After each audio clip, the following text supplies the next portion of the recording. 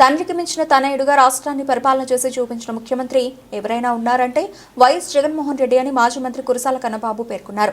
Ramanayyapeta rural నియోజకవర్గం YSR Congress party camp కార్యాలయంలో మాజీ మంత్రి కురసాల కన్నబాబు ఆధ్వర్యంలో మాజీ ముఖ్యమంత్రి జగన్మోహన్ రెడ్డి జన్మదిన వేడుకలు ఘనంగా నిర్వహించారు.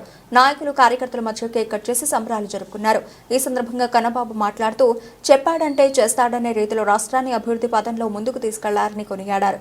దేశంలో ఏ రాష్ట్ర ముఖ్యమంత్రి చేయని విధంగా ప్రజలకు సంక్షేమ ఫలాలు అందించడంలో కృషి చేశారని తెలిపారు.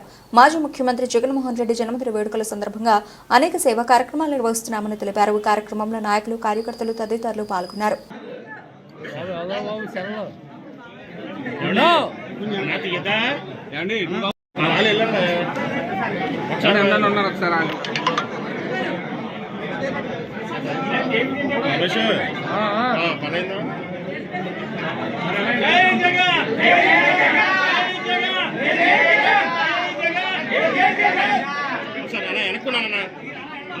బాబు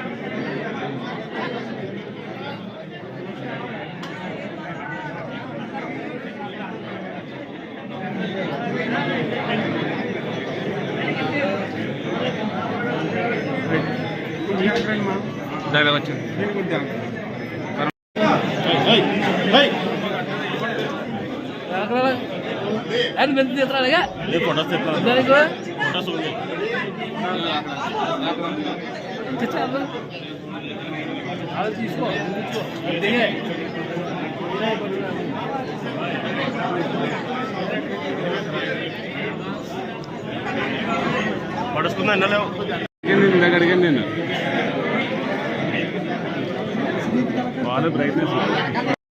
మనందరి ప్రీతమ నాయకులు మాజీ ముఖ్యమంత్రి వైఎస్ఆర్ పార్టీ రాష్ట్ర అధ్యక్షులు గౌరవనీయులు వైఎస్ జగన్మోహన్ రెడ్డి గారి జన్మదినం సందర్భంగా ఈరోజు కాకినాడ రూరల్ నియోజకవర్గంలో నాయకులందరూ కూడా పెద్ద ఎత్తున పాల్గొని ఇప్పుడే జన్మదిన వేడుకల్ని నిర్వహించడం జరిగింది. చాలా సంతోషం.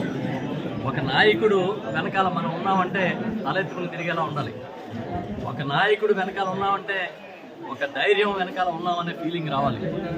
దొడ్డిదారులు తెలియవు, తప్పుడు పనులు తెలియవు, చెప్పిందే చేస్తా, చేయగలిగితేనే చెబుతాననే జగన్మోహన్ రెడ్డి గారి నాయకత్వంలో మేము అందరం ఉండడం అనేది మాకు చాలా సంతోషంగా ఉంది.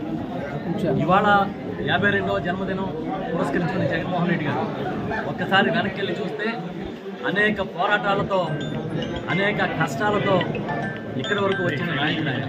అంతే తప్ప ఎవరో పెట్టిన పార్టీని లాక్కోవడమో, లేకపోతే ఎవరి పంచమో చేరి వారితో కలిసి అధికారం పంచుకోవడమో ఏ రోజు చేయలేదు.